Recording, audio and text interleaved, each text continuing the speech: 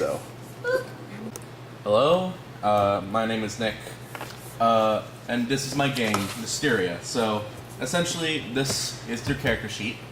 This is what you can use to either document or kind of figure out what your character is. So there's 6 major components. There's your name, your descriptor, your personality, aspirations, fears, and flaws.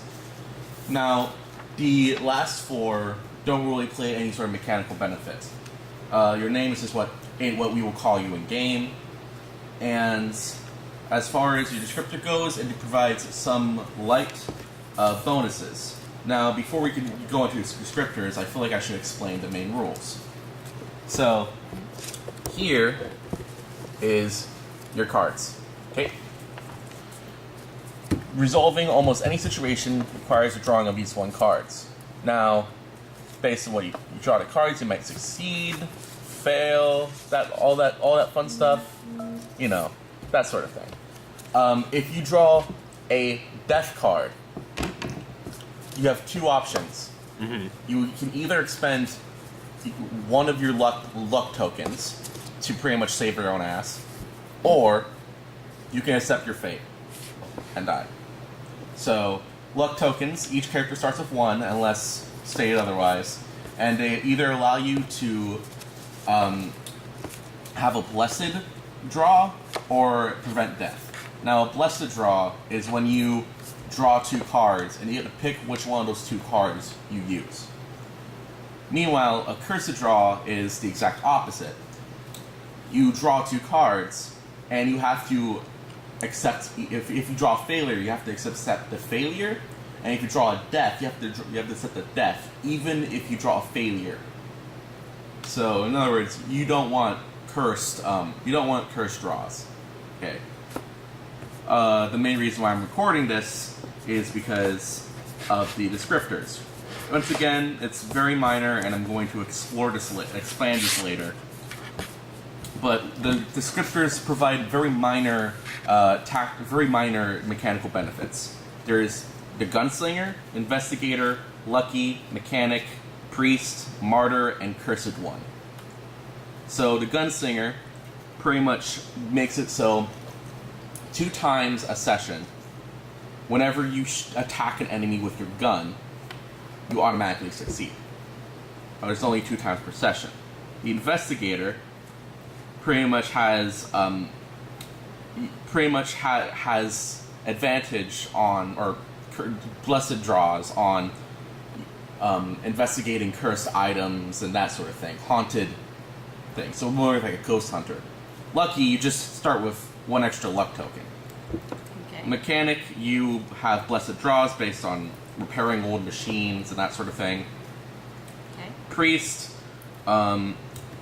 essentially, once a session, you can bless someone else with a blessed draw, so that if someone needs to succeed on something really importantly, you can help them out with that. And then the martyr, you can sacrifice your own luck token to save someone else from death. Okay. So, other than that, Cursed one? The cursed one, it's just kind of more of a Dark Souls thing. Essentially makes all draws that you have cursed draws. Why would you want that? Because you hate yourself. If you want to die over and over and over again. If you want to die. Exactly. Well, alright then. Okay. So you're suicidal, basically. Yeah, so... The cursed one also just should make them never be able to die. And when they do die, they just keep coming back. Yeah, you have instant... That might be a thing where you just have, like, infinite lives. The cursed one is the one who tries to screw everyone else over. Oh my god, so they have like an aura effect where they essentially... Like, you're gonna be fucked. Yeah.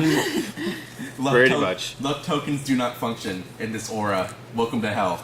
Prepare to die. Okay. So it should give you all your luck tokens. I got one. Alright. And do each of you guys have a pencil? Or just... I think we're just sharing the one. Yeah. Okay. That's okay. So, though. it's fine. You honestly, as far as the personality and stuff goes, you can fill that out during the course of play, or you can fill that out now. Or never. Or never. The main thing is your name and your descriptor. Okay. So, I'm assuming we get to choose both of those, or do we have to draw them? you choose both. Okay. Well, not the cursed one, then. You sure, babe? Gunslinger. Yes, I'm sure. You going gunslinger? I'd say investigator would probably be a good one. Go for it. Okay, I will be the investigator. Ooh, my name. I'm gonna be generic and call myself Bob. Bob. Because why not? Okay. Okay. So Bob the investigator. Yes. Can you tell me a little bit more about Bob the investigator? No. Okay. Bob is a very generic man. Yes, he He has is. a very generic life. There you go. He's just your average investigator, you know. He's like your average Joe, but he's Yeah. Bob. I'll be, Oh yeah. Also, another thing, babe, I should explain. This is currently taking place in Far Harm. Yeah. Yay! That's the D&D campaign the- we're running right now. Gunslinger's name is going to be Gary. Gary the Gunslinger. Yeah. We have Gary and Bob. GG. We are so generic. I'm not referring you to GG. Hope you know. So, for the sake of gameplay, because as much as I love the RP you guys actually meeting, I would rather just. How would you guys meet? Crime scene? In a tavern. I don't know. Oop, that did not Just go well. generic. Yeah, because this is going to be the most generic start to any misadventure. We both went up to the same quest board. Meant to the same Yes. quest. Yes, because we're Okay. both in a guild or something. All right. That did not go well. So now that I have a picture as to how this adventure has started, Oh boy. we can begin the game, and I'm going to focus on this right here, the deck of misadventures, Pain. of pain and suffering. The deck Oh, of that's my chance. game. My game has, like, very few fun times. Oh dear. boy. Can't wait. Either way, so you, both Bob and Gary, head over to the local tavern where there is a quest board. Missions, let's Very go. You find something that both of you find very intriguing. I'm actually gonna get some water. Babe, Oh, thank you. sit back down. We I- got a game to play. No stalling. No stalling. We No got a game. stalling? Okay. This is not Russia. Okay. See, Russians rush in, they don't stall in. Wow. Anyways, so That's you got really so bad. you guys find yourself in the tavern, and you go on the same quest board, and you find once again a very interesting quest. Now, this is a letter from a local bank, which makes you automatically suspicious. There's an abandoned house on the top of the moor, alongside a hillside porch. It stands alone, and no one really knows what happened to it. People have been going missing there, but the bank still think that there's some sort of asset there. The person who once owned that place,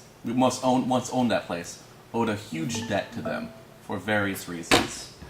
So you've decided that, mostly because of the bank's reward, that you would go investigate this this mysterious locale. Ooh. Okay. Shall we go? Is there a arms hound locked somewhere in the skipping? moor? I'm scared of some hound in the moor. There might be. Let's go arms locked skipping. Joyously. Okay, let's get this on. Okay, so you find yourself at the open doorway of this abandoned house. It appears to be burnt, charred, but somehow still up mostly. All the wood is rotting. The windows are broken or barred up. Lovely. On the front porch, you see a sign that says the Orion family. At this point, you have no idea what's going on in this house, but you know that somewhere inside is the bank's assets, The booty. the booty. Get that booty. So what do you guys do? Seeing as I'm an investigator, let's investigate this. Okay, draw a card, or actually do a blessed draw if you don't mind. Well, I saw the top two cards you put up. Should you shuffle them? Maybe. Reshuffle. Honestly, that's just for the sake of simplicity. I did it! Yeah, you did. I won the thing. You won the thing. Success! So, you've heard, after spending some time talking in the town, you have a little bit of prior information on this house. This once belonged to a very wealthy and influential family in Gareth, but for some bizarre reason, they have all somehow vanished, Lovely. disappeared. Lovely.